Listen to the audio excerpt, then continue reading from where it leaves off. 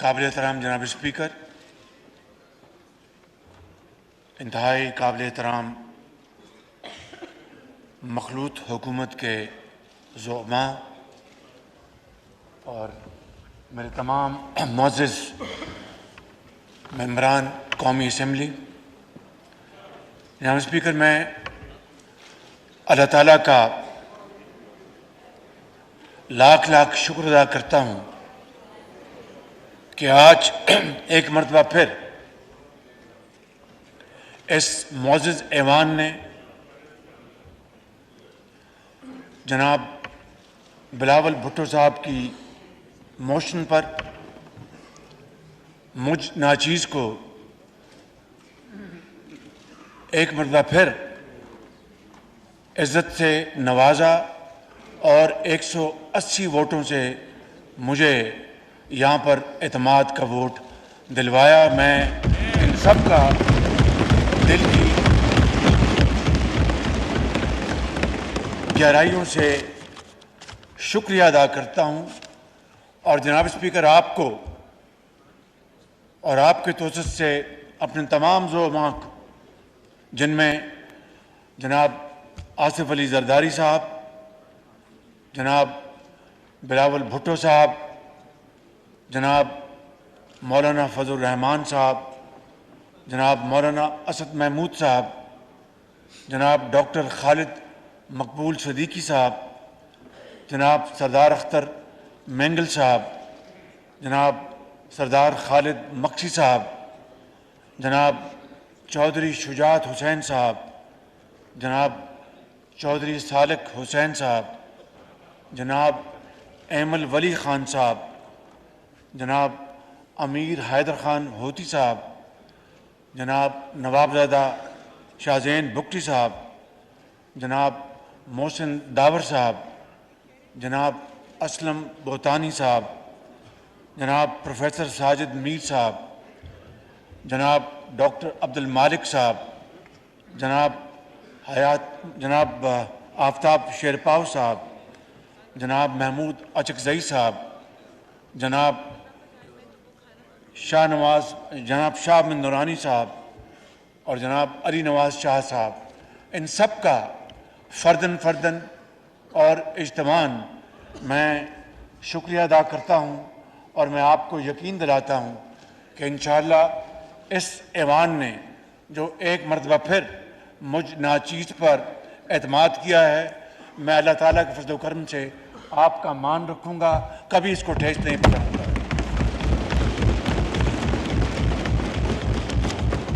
जनाब स्पीकर, आज पाकिस्तान शदीद मुश्किलात में है। वो मेरी वजह से या इस ऐवान की वजह से नहीं, मुअज़्ज़िज़ मेंबरान की वजह से नहीं। 2018 में जहाँ पे इस मुल्क की मईशत थी, वो पाकिस्तान की दुनिया में एक मानी हुई मईशत थी जो बड़ी तेजी से तरक्की कर रही थी।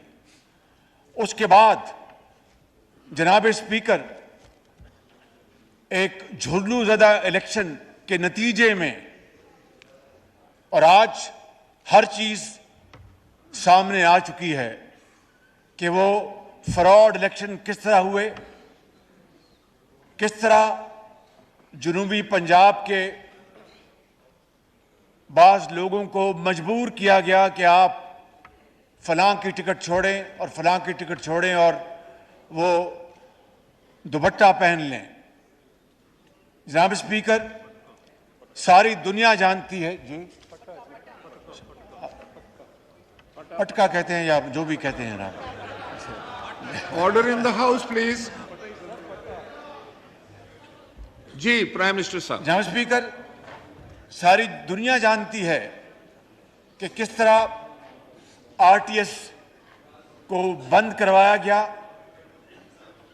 और पाकिस्तान की 75 साल तारीख गवाह है कि इलेक्शन के नताइज, आप भी एक निस्फ शहरी इलाके और निस्फ देहाती इलाके से आपका ताल्लुक़ है जनाब स्पीकर, तो आप मुझसे बेहतर जानते हैं कि शहरों के नताइज हमेशा देहातों के मुकाबले में जल्दी आए। ये तारीख़ में पहला इलेक्शन था कि देहातों से चंद घंटों में नताइज आने शुरू हो गए और शहरों के नताइज कई कई हफ्ते महीनों इल्तफा का शिकार हो गए। और जनाब स्पीकर, जब गिनती करवाने के लिए दरख्वास्तें डाली गई तो एक शख्स था जिसका नाम था साकिब निसार, उसने हुक्म दे दिया कि मज़ीद गिनतियां अदालतों में बंद होंगी और अब इसके बाद कोई गिनती नहीं होगी। इसके अलावा जनाब स्पीकर, क्या क्या धांधली के लिए इंतजामात किए गए। मैं समझता हूं कि आज जब इस ऑनरेबल हाउस ने मुझ पर एक मरतबा फिर एतमाद का इजहार किया है, तो जनाब स्पीकर, आज मैं आपको वो दिन याद दिलाना चाहता हूं जब इसी फ्लोर पर उस वक्त की हुकूमत के नुमाइंदों ने, खुद उस वक्त के वजीर आज़म ने ये कमिटमेंट दी थी कि ये जो धांधली का इल्ज़ाम ऑपोजिशन ने लगाया है इसकी पूरी तहकीक होगी। जनाब स्पीकर, आज तक उसकी तहकीक नहीं हुई। इसको 5 साल गुजरने को हैं। मैं आज अपनी तरफ से और इस मुअज़्ज़ज़ ऐवान की तरफ से आपकी खिदमत में ये मुतालबा पेश करता हूँ कि आप उस धांधली की भरपूर तहकीक करवाएं और दूध का दूध और पानी का पानी होने दें, ताकि पूरी कौम को पता लगे कि किस तरह मैंडेट चुराया गया। जनाब स्पीकर, उसके बाद हमने ये जिम्मेदारी संभाली। जो चैलेंजेस सामने आए वो आपके सामने हैं। कई मरतबा उसके ऊपर यहाँ बात हो चुकी। मैं उसके ऊपर वक्त ज़ाया किए बगैर ये कहूँगा कि जब IMF से हमारी गुफ्त शुनीद बड़ी तेज़ी से आगे बढ़ रही थी तो इमरान नियाज़ी के इशारे पर 2 सूबाई वज़राए ख़जाना को ये कहा गया कि आप IMF की शराइत, जो वफाकी हुकूमत, जो नई हुकूमत थी, उसके लिए मुश्किलात कायम करने के लिए, वो मुश्किलात मेरे लिए नहीं थी, जनाब ज़रदारी साहब के लिए नहीं थी, 22 करोड़ आवाम के लिए थी। उनके रास्ते में कांटे बोए जा रहे थे कि आप कह दें कि हम इन शराइत को नहीं मानते। ये वो साजिश है जनाब स्पीकर जिसका एक सिलसिला लाइम्तनाई अभी तक जारी है। फिर वो साइफर को आप अच्छी तरह जानते हैं।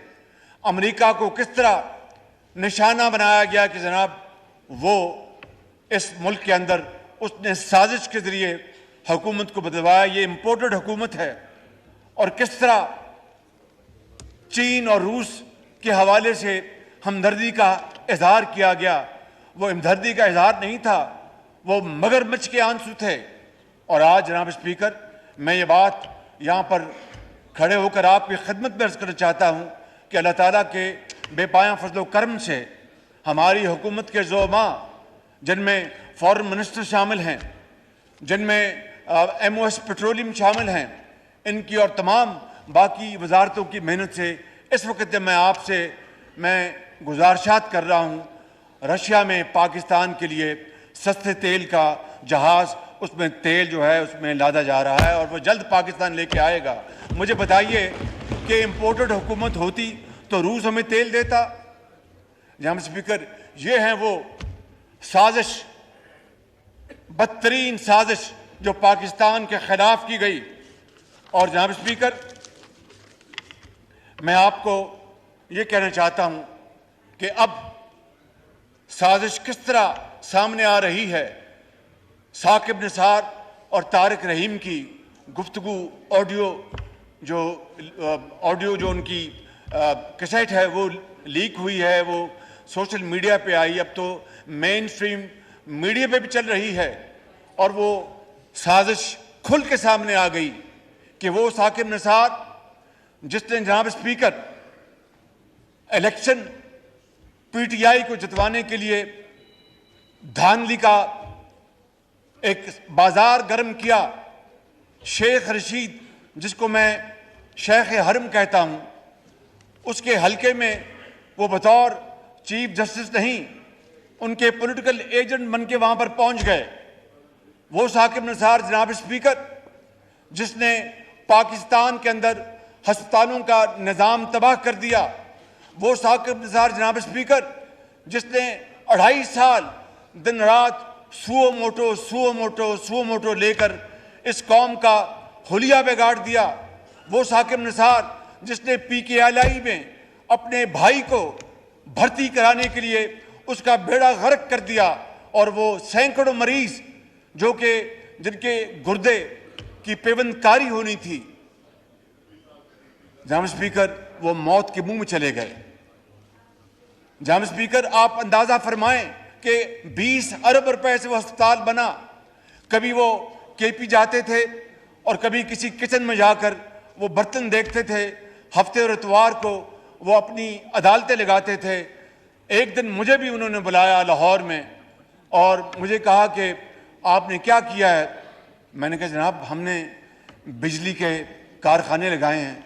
तो कहने लगे हमें तो कोई बिजली नज़र नहीं आ रही। तो मैंने कहा आप ऐसे ही ठंडे कमरे में बैठे हुए हैं, वो गर्मियों के दिन थे। मैंने कहा आप ठंडे कमरे में बैठे हैं, ऐसे तो नहीं बैठे हुए आप, ये एयर कंडीशनर चल रहे हैं, बिजली से चल रहे हैं। जनाब स्पीकर, ये है वो सूरत घड़ी। और आज वो साकिब निसार जिनका किरदार पूरी कौम के सामने आ गया है, वो कह रहे हैं तारिक रहीम को, हाय साहब वो देख लेना, वो फलाने ने वकील कर लो। तो हाँ जी हो रहा है जी, बिल्कुल हो रहा है। ए जरा 2010 का फैसला पढ़ लो, उसके बाद इन्होंने कोई रास्ता नहीं मिलता इन्होंने। जनाब स्पीकर, ये अब इसके बाद कोई शक रह गया है कि ये साजिश मेरे खिलाफ, ये इस हुकूमत के खिलाफ नहीं है, ये इस ऐवान के खिलाफ नहीं है, ये पाकिस्तान के खिलाफ साजिश है। और आज पार्लियामान के फैसलों को जनाब स्पीकर चैलेंज किया जा रहा है। मुझे इस पार्लियामान ने मुंतखब किया है बतौर वजीर आज़म। जनाब स्पीकर, अगर ये पार्लियामान एक फैसला करती है और अपने बहस के बाद एक नतीजे पे पहुंचती है और वो हुकूमत को और वो काबीना को पाबंद करती है, तो मेरा फ़र्ज़ है कि पार्लियामान के फैसले का एहतराम करना। मेरा फ़र्ज़ है कि मैं इनके साथ खड़ा हूँ। जनाब स्पीकर, जो फैसले इन्होंने किए हैं, जो करारदादें इन्होंने पास की हैं आपके तोसत से, मैं और मेरी हुकूमत इनके साथ खड़ी है। मैं इनका मान नहीं तोड़ूंगा और इनके साथ खड़ा हूं बिल्कुल। जनाब स्पीकर, हर सूरत। जनाब स्पीकर, ये हो नहीं सकता कि पार्लियामान कानून बनाए और कानून अपनी शक्ल इख्तियार करने से पहले अदलिया उसके ऊपर स्टे ऑर्डर दे दे। ये हो नहीं सकता, ये मुमकिन नहीं है। जनाब स्पीकर, ये हो नहीं सकता कि पार्लियामान आइन बनाए। 73 के आइन के हवाले से अभी हमने सेलिब्रेशंस पिछले हफ्तों हमने और उनकी खुशियां मनाई कि किस तरीके से हमारे बड़ों ने मिलकर वो एक आइन बनाया। और जनाब स्पीकर, आइन को बनाना, आइन में तरमीम करना, ये पार्लियामान का इख्तियार है। अदलिया को आइन रीराइट करने का कोई इख्तियार नहीं, ये हो नहीं सकता। आज ये है वो कानून की खिलाफ वर्जी और आइन की खिलाफ वर्जी जो हो रही है। और जनाब स्पीकर, उसके ऊपर अगर पार्लियामान सदाए एहतजाज बुलंद करे, उसके ऊपर पार्लियामान अगर खड़े होकर ये कहे कि हम इसकी इजाज़त नहीं देते, तो फिर उसके ऊपर जनाब कंटेम्प्ट का वार उसके लिए थ्रेट किया जाए, फैसले में लिखा जाए कि जनाब आपने हमारा हुक्म नहीं माना, तो इसका मतलब ये है कि आपका वज़ीर आज़म जो मेजॉरिटी जो है हाउस की खो बैठा है। आज हाउस ने अपना फैसला दे दिया है, आज हाउस ने अपना फैसला दे दिया है। और ये फैसला उनके लिए है जिन्होंने उस 3 मेंबर बेंच ने, और हम उस 3 मेंबर बेंच को नहीं मानते। हम 4-3 के फैसले को मानते हैं। हम 3 मेंबर बेंच के फैसले को नहीं मानते जनाब स्पीकर, हम 4-3 के फैसले को मानते हैं। और उसके लिए अगर जुल्फकार अली भुट्टो को एक जुल्म और ज्यादती के बना पर उनको शहीद कर दिया गया, नवाज शरीफ को डिस्क्वालीफाई कर दिया गया, यूसुफ रजा गिलानी को डिस्क्वालीफाई कर दिया गया, तो आज इस पार्लियामान ने मुझे जो वोट ऑफ कॉन्फिडेंस दिया है, इसकी पादाश में जनाब स्पीकर मुझे वो अगर घर भिजवाते हैं तो खुदा की कसम 1000 बार जाने को तैयार हूं, मगर मैं इनका मान नहीं तोड़ूंगा।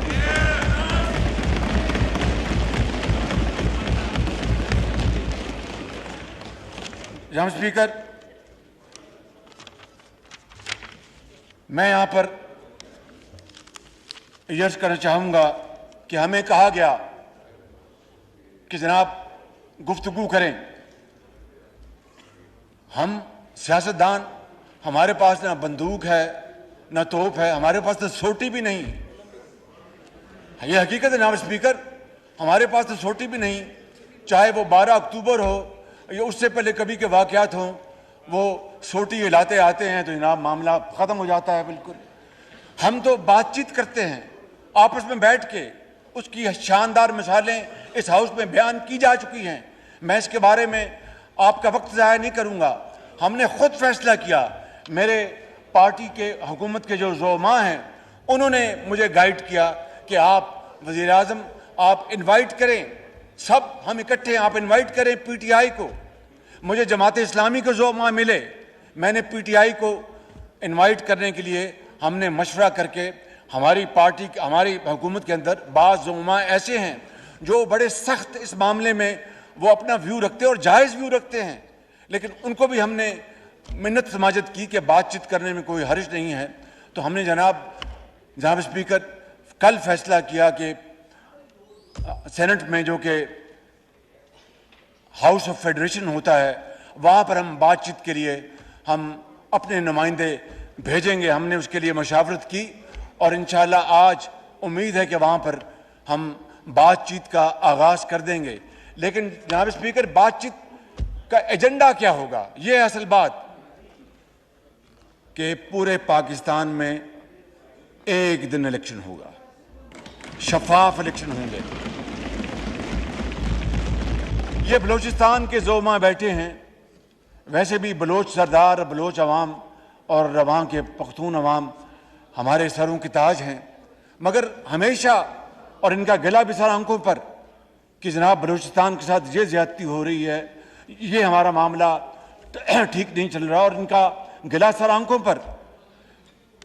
जनाब स्पीकर, आप जानते हैं, आपका ताल्लुक पंजाब से है, कि बड़े अरसे के बाद पंजाब के खिलाफ जो सही या गलत जो बातें थी वो पिछली दिहाइयों में थमी, और पंजाब बड़ा भाई नहीं बल्कि बराबर का भाई बनकर चारों सूबों के लेके चलना, वही पाकिस्तान का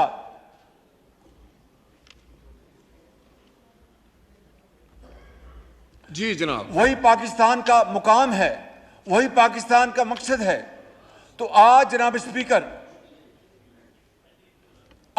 स्पीकर अगर सिर्फ एक सूबे में, मैं पूछता हूं, अदालत उज़्मा हर बार पंजाब में इलेक्शन की बात करती है, केपी तो उनको याद नहीं आया, एक लफ्ज केपी के बारे में नहीं कहा। इसका मतलब है कि केपी में इलेक्शन हो ना हो, ये अदालत उज़्मा को उससे कोई सरोकार नहीं। जनाब स्पीकर, ये पाकिस्तान है, ये फेडरेशन है, ये 4 इकाइयां हैं जो मिलकर पाकिस्तान बनाती हैं, अजीम कुर्बानियां दी हैं अजीम मकसद के लिए। और अगर आप सिर्फ एक सूबे में बास जो पार्टीज हैं, बल्कि एक पार्टी है, उसका एक मज़मूम इरादा है कि वो यहाँ पर जमहूरियत की आड़ में फाशिज्म लेके आना चाहते हैं, डिक्टेटरशिप लेके आना चाहते हैं। जनाब स्पीकर, उनका दौर हमने 4 साल में देख लिया, भुगत लिया, लेकिन ये अल्लाह ताला के बेपाया फजलो करम है कि हमने और मेरे तमाम साथियों ने बड़ी जुर्रत के साथ उसका मुकाबला किया। इनकी तरह नहीं कि एक दिन जेल में गए तो रोना शुरू कर दिया। अल्लाह ताला बचाए हमें इस तरह की जुर्रत से कि अगर वक्त बुरा आ गया है तो फिर खड़े हो और उसका मुकाबला करो। जनाब स्पीकर, मैं यहाँ पर इस हाउस में ऐसे ऐसे लोग बैठे जिन्होंने 10-10, 15-15 साल, 5-5 साल, 3-3 साल जेलें काटी हैं। तो मैं ये आपको कहना चाहता हूँ कि पंजाब में अगर सिर्फ पंजाब में इलेक्शन होंगे 6 महीने पहले तो उसका क्या पैगाम जाएगा कि पंजाब खुदा न खास्ता एक्सप्लॉइट कर रहा है पाकिस्तान के बाकी सूबों को। मुझे बताएं आप कि सबसे बड़ा सूबा है आबादी के लिहाज से, अगर वहाँ पर एक पार्टी जीतती है या दूसरी पार्टी जीतती है तो उसका फिर 6 महीने बाद जो बाकी पाकिस्तान में इलेक्शन होगा बशमूल वफाक के, उसका क्या असर पड़ेगा? क्या वो शफाफ इलेक्शन होंगे? क्या वो पाकिस्तान को आगे लेके जाएंगे? जनाब स्पीकर, इससे मजीद मसाइल खड़े होंगे। इसलिए हम कहते हैं कि जनाब एक दिन इलेक्शन हो और वो शफाफ इलेक्शन हो। उसके लिए अगर पीटीआई तैयार है तो हम आज अपना वक्त हमने उसको नामजद कर दिया है, उनके साथ जाके बात करेंगे। लेकिन सिर्फ यही नहीं, 2018 के इलेक्शन से लेकर उनकी हुकूमत के ख़त्म होने तक उनको एक एक बात का हिसाब देना होगा कि किस तरह नायब न्याजी ने मिलकर इनकी बहन को जेल भिजवाया, किस तरह नायब न्याजी ने मिलकर नवाज शरीफ की बेटी को जेल से गिरफ्तार किया, किस तरह नायब न्याजी ने मिलकर झूठे मुकदमात के अंबार लगा दिए। साकब निसार को उसको तो याद नहीं आया, वो हर रोज 100 मोटे लेता था। जनाब स्पीकर, BRT, मैं आपको बताना चाहता हूं कि जो ऑरेंज लाइन है जो चीन ने तोहफा दिया, जनाब स्पीकर, वो 2 साल ताखीर का शिकार रहा इसलिए कि पीटीआई ने उसके खिलाफ पिटीशन दाखिल कर दी और जनाब दिन रात वो मुकदमे चलते थे। वहां से जब लाहौर हाई कोर्ट से हम सुरखरू हुए अल्लाह ताला के फजल करम से, पीटीआई ने सुप्रीम कोर्ट में अपील कर दी। यहां पर फैसले के बाद 8 महीने वो फैसला नहीं सुनाया गया। इसके पीछे किरदार साकिब निसार था और इसलिए कि जनाब स्पीकर कि अगर ये कहीं चल पड़ा मुस्लिम लीग नून के दौर में और नवाज शरीफ के दौर में तो कहीं वोटों का पलड़ा नून में न चला जाए। जनाब स्पीकर, ये है वो बदतरीन साजिशें जो पाकिस्तान के खिलाफ हुई और आज हमें ये सबक देते हैं और कहते हैं कि मैंने कश्मीर तो नहीं बेच दिया। भाई, कश्मीर आपने तो पाकिस्तान को बेचने में कोई कसर नहीं छोड़ी। जनाब स्पीकर, मैं ये बिला खौफ तरदीद कहना चाहता हूं कि अरबों रुपया आपने सिर्फ एक मंसूबे में आपने नुकसान पहुंचाया, उसको ऑरेंज लाइन में, और चीन का जो आपने जो ट्रस्ट था उसको डैमेज किया। इसके बाद इसके मुकाबले में BRT पेशावर में क्या हुआ? ये बैठे हैं चेयरमैन, इनसे पूछे, ये बताएंगे आपको सारी कहानी। BRT पेशावर में स्टे ऑर्डर के ऊपर स्टे ऑर्डर, स्टे ऑर्डर के ऊपर स्टे ऑर्डर, और नायब का चेयरमैन कहता है मैं क्या करूं, स्टे ऑर्डर है। वहां तो स्टे ऑर्डर है और यहां पर दिन रात फैसले हो रहे हैं और झूठे मुकदमे उनके ऊपर हमें जेलों में भिजवाया जा रहा है। जनाब स्पीकर, ये है वो किरदार जिन्होंने पाकिस्तान के खिलाफ बदतरीन साजिश की। और चाहे जनाब स्पीकर मौलवी तमीजुद्दीन का केस हो, चाहे मरहूम जुल्फ़िकार अली भुट्टो का केस हो, चाहे नवाज शरीफ या मखदूम यूसुफ रज़ा गिलानी का केस हो, जब तक कि ये किरदार कटहरे में नहीं आएंगे, खड़े किए जाएंगे, मैं आपको बताऊं पाकिस्तान में अदल और इंसाफ हमेशा नापैद रहेगा। मैं आपको बिल्कुल दिल की बात करना चाहता हूं। जनाब स्पीकर, मैं आपका ज़्यादा वक्त नहीं लेना चाहता। मैं ये आखिर में कहना चाहता हूं जनाब स्पीकर कि हमें इस मुल्क को बनाने के लिए जो जिम्मेदारी दी गई है वो काम हमें करने दिया जाए। हमें इन भंबल भूसियों में ना हमें अपना उसमें उलझाया जाए। मैं अगर गलत कहा तो माफ़ी चाहता हूँ। चले। और जनाब स्पीकर, बड़े अदब से आपकी खिदमत में गुजारिश करूँगा और मेरी इस गुजारिश को ज़रूर पज़िराई बख्शें। हमें तो बेबुनियाद जेलों में भिजवाया गया, हमने वो जेलें काटी।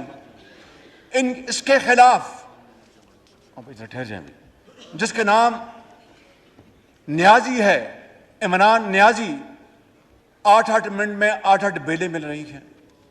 कहते कि तोशा खाना में अगर मुझे फंसाया गया तो फिर और भी आएंगे। भाई आ जाओ भाई, फिर आते क्यों नहीं जेल अपना वहां पर अदालत में? वो टोप पहन के आ जाते हो, पता नहीं टोप के अंदर है क्या, मुझे इसका इल्म नहीं है।